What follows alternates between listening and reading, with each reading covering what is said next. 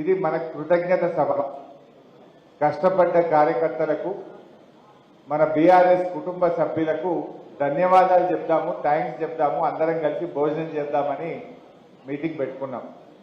ఇది కొంచెం ముందే పెట్టుకుందాం అనుకున్నాం, కానీ అనుకోకుండా మన కేసీఆర్ గారి తుంటి ఎముక విరగడంలో 10-15 రోజులు దవాఖానలో ఉన్నప్పుడు మనం మీటింగ్ పెట్టుకుంటే అవకాశం లేకపోయింది. సార్ దవాఖానలో ఉండే 10-15 రోజులు, లేకపోతే ఒక నెల కిందనే ఈ మీటింగ్ పెడదామని అనుకున్నాం. సరే, దురదృష్టవశాత్తు సార్ కాలు విరగడం వల్ల ఈ సమావేశం కొద్దిగా ఆలస్యంగా అయింది.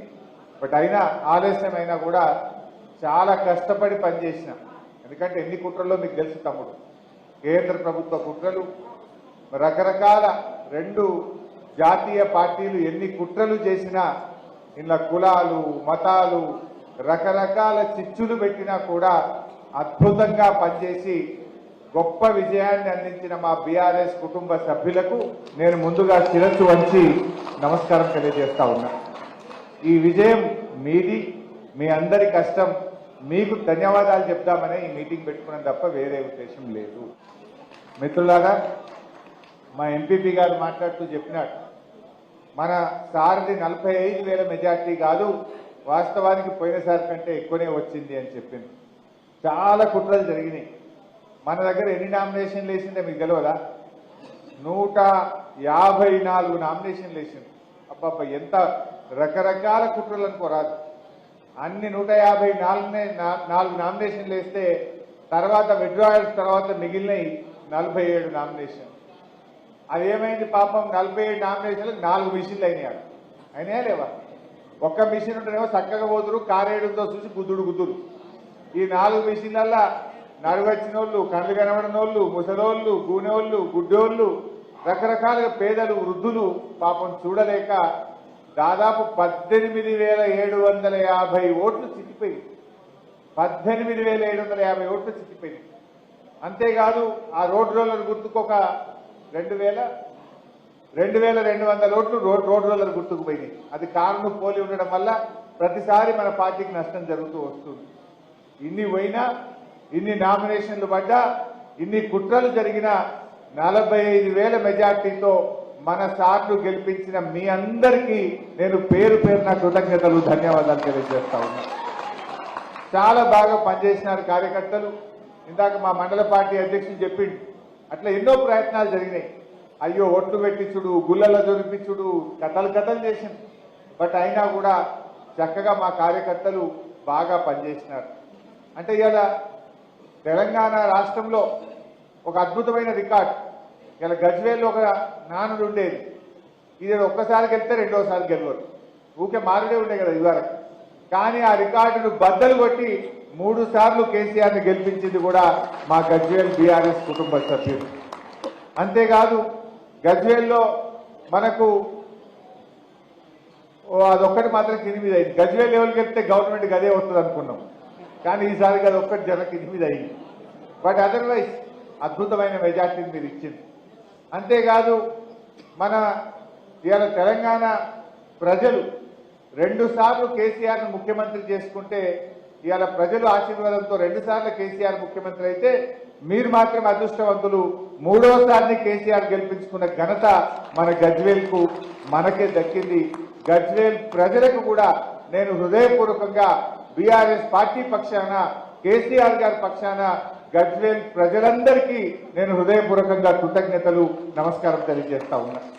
సో ఈ రకంగా చాలా బాగా చేసుకున్నాం. గజ్వేల్ అనేటువంటిది ఇలా అభివృద్ధిలో అద్భుతంగా జరిగింది. మొన్న కూడా అసెంబ్లీ జరిగితే, మొన్న జరిగిన అసెంబ్లీ సమావేశాల్లో కూడా గెలిచినటువంటి కాంగ్రెస్ పార్టీ మన గజ్వేల్ మీద ఎక్కసాన్ని వెళ్ళగక్కే ప్రయత్నం చేసింది. అంటే మన మీద ఒక రకమైనటువంటిది వాళ్ళు ఎప్పుడు ప్రచారంలో కూడా పెట్టినారు. అసెంబ్లీలో కూడా మొన్న నిండు శాసనసభలో కూడా గజ్వేల్ మీద ఒక రకమైనటువంటి ఎక్కసాన్ని వాళ్ళు వెలుగుచ్చే ప్రయత్నం అధికార పార్టీ వాళ్ళు చేసింది. బట్ ఏది ఏమైనా ఇవాళ గజ్వేల్ ప్రజల్లో ఒక నమ్మకం అయితే ఉంది. మా కేసీఆర్ వచ్చినాక మా జీవన ప్రమాణాలు పెరిగినాయి. గజ్వేల్లో తాగునీటి సమస్య తీరింది, సాగునీటి సమస్య తీర్చింది. గజ్వేల్ అభివృద్ధిలో ముందుకు పోయింది మా కేసీఆర్ వల్ల అని చెప్పి ఇవాళ ప్రజలందరూ కూడా అనుకుంటా ఉంటారు. నిజంగా బీఆర్ఎస్ పార్టీ వచ్చిన తర్వాత గజ్వేల్లో కేసులు తగ్గినాయి. ఇవాళ హత్య రాజకీయాలు కానీ, క్రిమినల్ కేసులు కానీ, దండుగలు కట్టుడు కానీ, పంచాయతీలు చెప్పుడు కానీ, పోలీస్ స్టేషన్ల చుట్టూ, కోర్టుల చుట్టూ తిరిగేది తగ్గించింది మన బీఆర్ఎస్ పార్టీ. గత చరిత్ర ఎట్లా ఉండేదంటే గజ్వేల్లో అన్ని కేసులే, కుట్రలు కేసులు. ఈ గవర్నమెంట్ వస్తే వాని లోపలేసుడు, వాని గవర్నమెంట్ వస్తే వీని లోపలేసుడు. ఇది గజ్వేల్లో ఉన్న గత చరిత్ర. కానీ ఆ చరిత్రను తిరగరాసింది మన బీఆర్ఎస్ పార్టీయా కాదా మీరే ఒక్కసారి చెప్పండి. ముఖ్యమంత్రి గారే మన ఎమ్మెల్యే ఉన్నా ఏ ఒక్కరోజన్నా ఒక కాంగ్రెస్ పార్టీని లోపలేసినామా?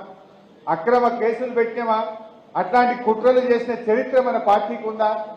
మన కేసీఆర్ ఎంతసేపు ప్రజలు గెలవాలి, ప్రజలు బాగుండాలి, గజ్వేల్ అభివృద్ధి చెందాలి, మనకు కుట్రలొద్దు, కుతంత్రాలొద్దు, కేసులొద్దు అని ఆయన ఎంతసేపు మంచి నీళ్ళు ఎట్టియాలి, సాగునీళ్ళు ఎట్టియాలి, రోడ్లు ఎట్లా బాగా చేసుకోవాలి, గజ్వేల్ పల్లెలు ఎట్లా బాగుపడాలని ఆలోచించాడు.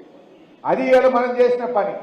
కానీ వీళ్ళు వచ్చి 25 రోజులు కాలే, కేసులే కేసులు. ఇప్పుడు మా తమ్ముడు చెప్పిండు, మా వర్గం తమ్ముడు చెప్పిండు. ఇప్పుడు చాలా మంది మా కార్యకర్తలు కూడా చెప్తా ఉన్నారు నాకు, ఏంది ఎంతసేపు బెదిరించుడు, మన కుట్రలు, క్రిమినల్ కేసులు, రాజకీయాలు చేస్తా ఉన్నారు వాళ్ళు.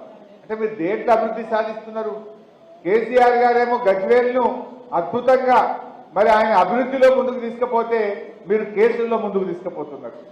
కేసీఆర్ గారేమో గజ్వేల్ ప్రజల జీవన ప్రమాణాలు పెంచడంలో పోటీ పడ్డాడు, మీరేమో కేసులు, కుట్రలు, అక్రమ కేసులు పెట్టడంలో మీరు పోటీ పెడుతున్నారు. ప్రజలకు కావాల్సింది కేసులా? ప్రజలకు కావాల్సింది సంక్షేమ పథకాల? ప్రజలు కోరుకున్నది అభివృద్ధిని కోరుకున్నారు, సంక్షేమ కార్యక్రమాలు కోరుకున్నారు. కానీ మీరు చేస్తున్నది ఏంటంటే ఇవాళ మా పిఏసిఎస్ చైర్మన్లను దించడం, మా ఎంపీపీలను దించడం, మున్సిపల్ చైర్మన్ల మీద బెదిరించి అవిశ్వాసాలు పెట్టడం, కేసులు పెట్టడం మీద మీరు దృష్టి పెడతా ఉన్నారు.